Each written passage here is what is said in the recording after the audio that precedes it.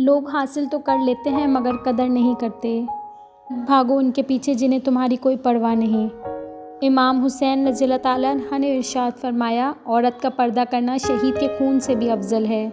انسان اتنا مضبوط ہے کہ پہاڑوں کا سینہ چیر کر رکھ دے، اور کمزور اتنا کہ لہجوں اور لفظوں سے ٹوٹ جاتا ہے۔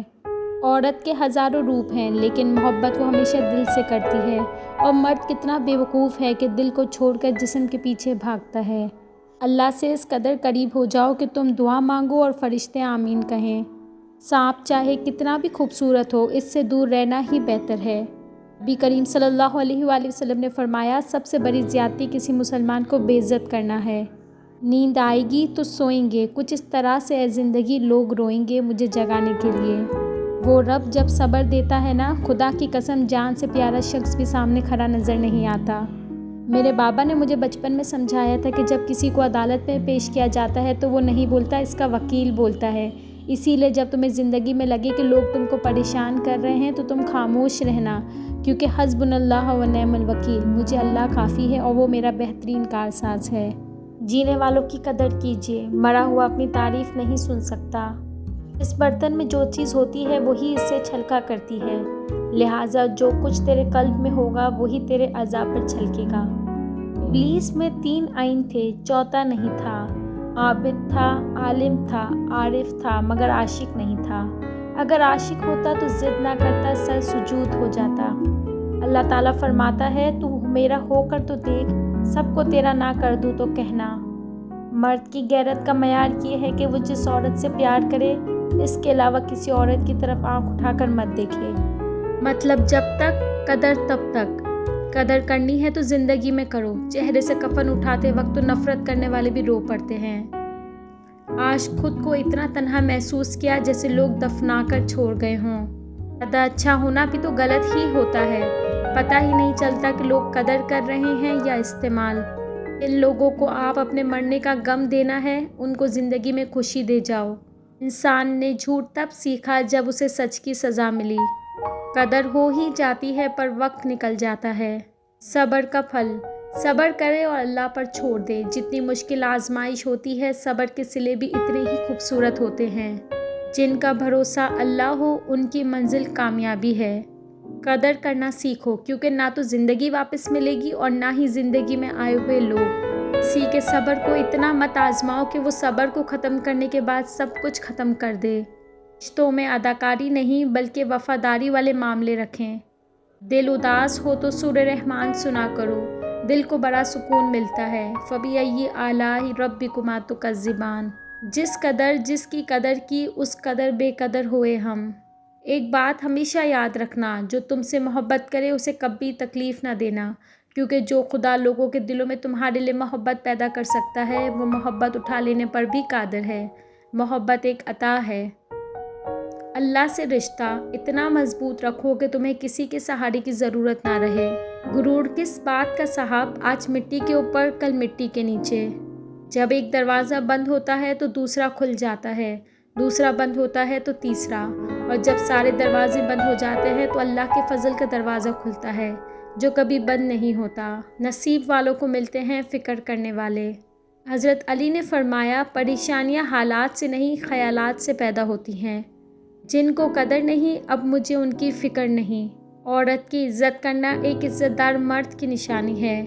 رومی کہتے ہیں، جب زندگی میں تنہا ہو جاؤ تو جان لو کہ تمہارا رب تمہارے ساتھ وقت گزارنا چاہتا ہے، اور اسی لیے اس نے سب کو تم سے دور کر دیا۔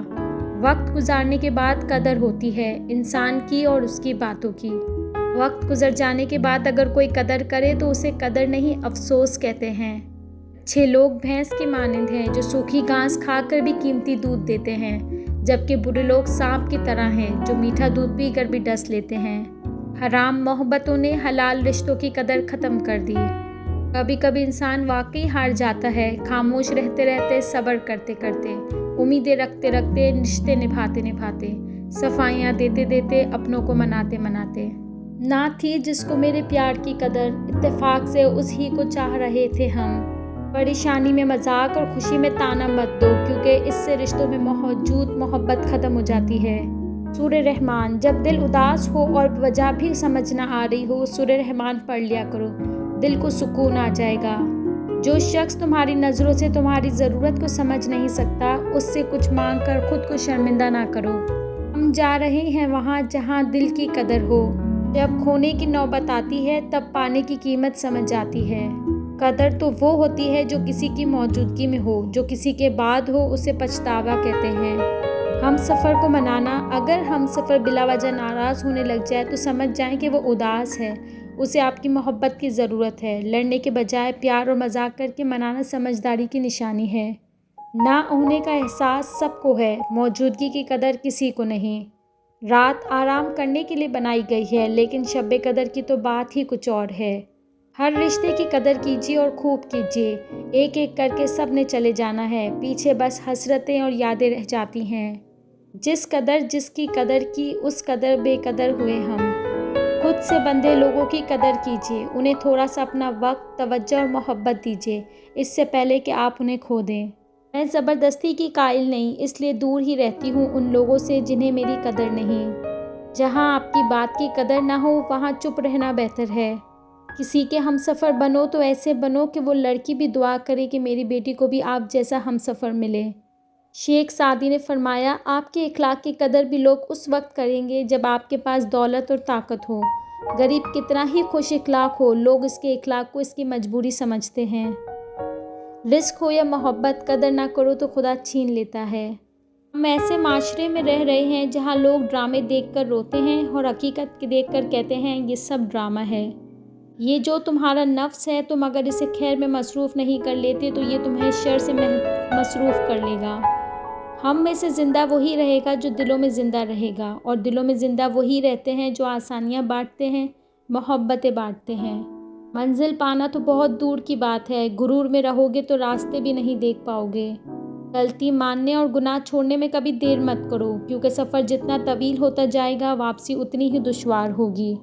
زمین پر قدرت کی ترجمانی کے لیے قدرت نے جو چیز بنائی ہے وہ صرف اور صرف ماں ہی ہے۔ اپنے رویوں کی وجہ سے کچھ لوگ ہمارے سینے میں بنا کفن کے دفن ہیں۔